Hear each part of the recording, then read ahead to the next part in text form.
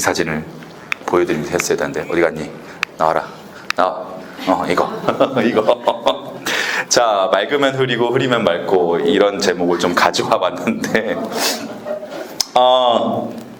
오늘 아침 제가 집 바깥을 나오고 여기 다 서울 사세요 혹시? 경기도 이거 궁금한 거 지금 아까 제가 들어올 때는 날이 좀 흐렸는데 오늘 서울은 날이 계속 흐렸나요? 아침 맑았죠. 오늘 날씨 되게 좋지 않았어요? 네. 뭐 지금도 구름 사이 나오면 되게 맑잖아요. 저도 이제 아파트 바깥을 나와서 저희 아파트 밑에 있는 초등학교랑 거기 막 요 저희 집 후문인데 후문 내려오면서 오늘 날씨 되게 맑다. 기분 되게 좋다. 그런 생각을 좀 하고 나왔거든요. 근데 이제 그런 풍경을 보면서 제가 신혼여행 때가 좀 떠오르더라고요. 아까 말씀드렸던 것처럼 저의 어떤 배경 때문에 저는 비행기를 타고 여행을 가본 게 결혼 전에는 와이프 만나고 연애할 때 그때 말고는 없던 것 같아요. 일 때문에 비행기 타고 제주도 잠깐 간 거 아니면 일본 한번 나갔다 온 거 2008년도에 그거 말고는 기억이 없어요. 그랬던 사람이니 유럽은 가본 적이 없었을 거 아니에요. 10시간 가까이 비행기를 타고 가야 되는데 신혼여행을 체코 다녀왔습니다. 체코 프라하. 프라하의 연인이라는 옛날 드라마로 유명한 그곳이죠. 혹시 그 동네 가보신 분 계세요? 동유럽? 선생님 가보셨어요? 언제 다녀오셨어요? 코로나 전에. 프라하를 갔다 오신 거죠? 어떠셨어요? 맑았어요. 그쵸? 먼지 하나 없이. 프라하에 간 거는 별다른 이유가 없고 거기 살고 있는 제 친구가 있었기 때문이에요. 불알 친구인데 포장 디자인 하던 친구예요. 그러니까 새우깡 포장 만들고 과자 포장 디자인하고 이러던 친구인데 이 친구가 이제 첫 애를 낳고 돌잔치를 하자마자 이제 돌반지 값을 다 걷고 나니 그대로 바로 프라하에 물론 그거 걷어서 간 건 아닐 테고 시기가 그랬다는 거죠. 그렇게 가서 체코 프라하 이민 1세대거든요. 거기 한국 사람이 안 살 때 이렇게 건너갔었어요. 근데 그 친구가 꽤 오랜 시간 여러 부침을 겪은 뒤에 야, 너 결혼하면 여기로 신혼여행 와라. 그럼 내가 숙소부터 놀 수 있는 건 내가 다 해주고 사진도 찍어줄게. 이렇게 제안을 해서 와이프한테 얘기해가지고 이제 흔쾌히 이렇게 프라하를 갔죠. 프라하에 가는 동안 12시간인가 비행기를 타고 내려서 저희 숙소가 있는 프라하 구시가에 들어가는 순간 말씀하신 광경을 봤죠. 날씨가 너무 좋은 거예요. 진짜 뭐야 여기는 그냥 공기가 다른 건가? 우리나라는 틈만 나면 미세먼지에 뭔가 뿌옇고 여기는 왜 이렇지? 심지어 휴대폰으로 대충 사진을 찍어도 되게 이쁘게 나오는 거예요. 제가 이제 사진 취미가 있는데 한창 사진을 좀 진지하게 배울 때 작가님들이 꼭 공기 좋은 곳으로 여행을 가서 찍어라라고 얘기하신 적이 있었거든요. 그때 그 이유를 알겠더라고요. 먼지가 없고 습도가 좀 낮고 그런 환경에서 사진이 굉장히 투명하게 나온다고 했었는데 그 광경이 딱 펼쳐지는 거예요. 구시가에 딱 도착해서 하늘을 딱 보는데 우와 왜 이렇게 이쁘지? 이 동네 날씨예요. 네. 프라하 가면 꼭 들리는 여행지 중 하나입니다. 이름은 제가 잘 기억나지 않아요. 그냥 대충 찍어도 작품이 나오는 그런 곳이었죠. 심지어 시간 개념이 좀 다르더라고요. 제 기억이 맞다면 오후 7시 반 정도에 선생님 아는 사진 나오셨어요? 기억 안 나요. 7시 반 정도에 도착을 했는데 9시가 돼도 해가 잘 안 떨어지는 거예요. 사람들이 다 나와가지고 그러니까 맥주 펍 같은 데 가서 다 이제 필스너 우르겔 맥주 마시고 그렇게 즐기더라는 거죠. 근데 제가 이제 그렇게 동유럽의 사람들을 처음 보면서 그 사람들의 얼굴을 이렇게 좀 살폈는데 하나같이 얼굴이 좀 밝더라고요. 편안해. 근심 걱정 없음. 내일도 잘 될 거야. 근데 생각해보니까 날씨가 그러니까 친구가 그러더라고요. 날씨가 사시사철 거의 이래. 그러니까 걱정할 게 없는 거예요. 내일도 맑겠지 뭐.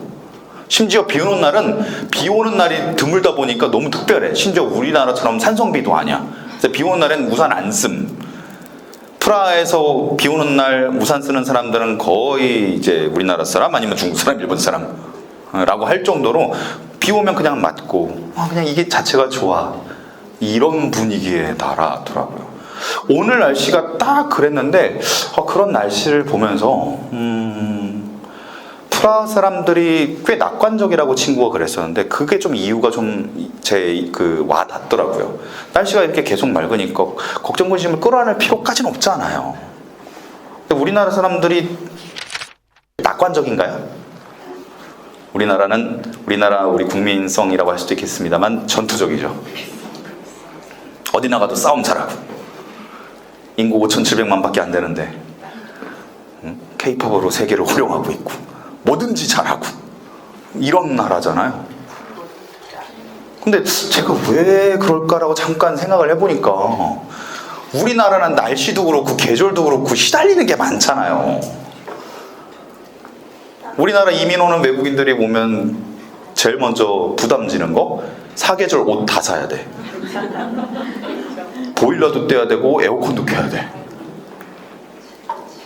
그리고 봄에는 황사가 너무 날리니까 이것도 신경 써야 돼.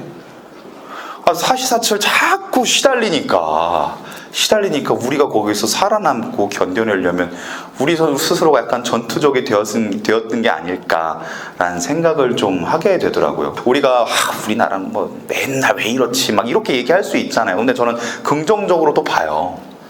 왜냐하면 숲속에 있는 나무를 생각을 해보세요. 나무 중에 나이도 많이 먹고 껍질도 튼튼하고 위로 쭉 뻗은 나무들은 그런 자연 환경이 편안하기만 할까요? 나무 입장에서? 특히 우리나라에서? 여러분 우리나라 그 군장비, 탱크, 뭐 총 이런 게 해외에서 호평을 받는 이유가 뭔지 아세요? 한 나라에서 혹한기하고 혹석이 둘 다 테스트할 수 있는 나라가 몇 개 없어요. 우린 심지어 휴전 국가야. 그래서 항상 가동할 수 있는 무기를 만들어낸 나라야. 근데 그 무기가 혹한기에도 돌아가고 혹석에도 돌아가. 테스트가 다 돼. 그러니까 무기도 강인한 거죠. 나무도 그런 것 같아요. 그런 환경에서 계속 자라니까 적어도 미국처럼 막 거대한 나무는 없어도 하나같이 껍질도 튼튼하고 그런 것 같다고 저는 생각이 돼요. 근데 이제 사람도 그렇잖아요. 그런 환경이니까 우리가 바깥에 어떤 스트레스를 견뎌내면서 살 수 있다라고 보는 거죠. 그래서 한편으로는 우리가 현재 우리나라에서 겪는 이런 스트레스들이 그리고 힘든 상황과 스트레스만 보면 정말 힘들 수밖에 없는 어떤 이유가 됐을 텐데 그것으로 하여금 내가 성장할 수 있는 자양분이 될 수 있구나라고 생각한다면 훨씬 사는데 어렵진 않겠다라는 생각이 좀 들더라고요. 저 이제 인터넷에서 막 사람들과 대화도 많이 나누는데 제가 한번 이렇게 글을 이렇게 쓴 적이 있었어요. 기자들이 기자윤리를 잘 지킨다면, 공무원들이 공직자윤리를 잘 지킨다면, 사람들이 신호행반을 하지 않고 횡단보도를 잘 건너고 한다면 세상이 얼마나 좋을까요? 뭐 이렇게 써놨죠. 댓글이 이렇게 달리더라고요. 그런 세상은 재미가 없어요. 그런 세상은 되려 재미가 없습니다. 적당한 스트레스, 적당한 개선점이 있어야 우리는 계속해서 움직이면서 살 수 있습니다. 적당한 자극, 심지어 모든 회사가 행복하다면 제가 이런 강의를 할 수가 없어요. 이런 얘기를 들려드릴 수가 없어요. 모든 사람이 해피하다. 그럼 제가 이런 얘기를 할 수 있는 게 없죠. 다 만족하는데 그럼 저도 이제 안 거죠. 세상은 원래 그런 거네. 근데 어떤 사람은 그 세상의 부정적인 면만 보고 에이씨 세상이 왜 맨날 이 모양이지 이렇게 생각하는 사람이 있고, 어떤 사람은 여기서 내가 이용할 것은 무엇이고 나는 어디로 가야 할 것인가 이걸 생각하는 사람이 존재한다는 거. 후자의 경우 실패도 분명히 하겠지만 실패하면서 얻는 게 분명히 있을 거예요. 근데 전자의 경우는 세상이 이 모양이니까 난 아무것도 안 해야지 이렇게 해버리니까 알 수 있는 게 없다. 그러니 우리가 살고 있는 이런 스트레스는 적당히 이용하면서 즐기되 그래도 견디기 힘든 순간도 있으니까 그때만큼은 나의 마음을 알아주는 동료들과 마음을 나누고 행복하게 살 수 있도록 노력하면 좋겠다. 뭐 이런 생각을 하게 되더라고요.